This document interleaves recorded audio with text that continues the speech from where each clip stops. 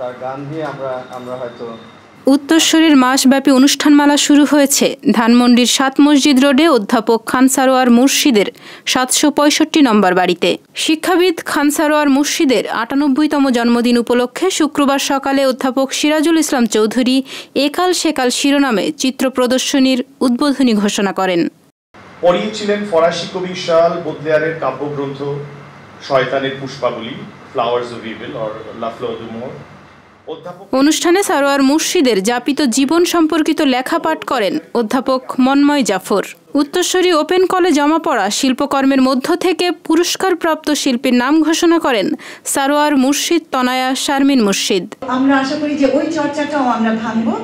সামাজিক মৌলিক পরিবর্তনে উত্তরসূরিরা পূর্বসূরিদের ঐতিহ্যকে ধারণ করে এগিয়ে যাবে, এই আশাবাদ ব্যক্ত করেন অধ্যাপক সিরাজুল ইসলাম চৌধুরী। বাঙালি জাতীয়তাবাদের ধারার মধ্য দিয়ে বাংলাদেশ প্রতিষ্ঠিত হয়েছে, কিন্তু আজকের বাংলাদেশ, একটু আগে আমিরুল ইসলাম সাহেব যে কথা বললেন, যারা যুক্ত ছিলেন এই বাংলাদেশ প্রতিষ্ঠার আন্দোলনের সঙ্গে, তারা আজকের বাংলাদেশে কি দেখতে পাচ্ছি?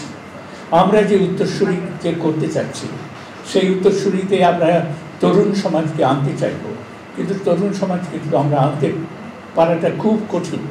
আধুনিকতা আমাদের কাছে প্রবহমান আছে, ব্রিটিশ আমল থেকে আমরা ওই আধুনিকতার চর্চা করছি, যার অর্থ হচ্ছে সমসাময়িকতা।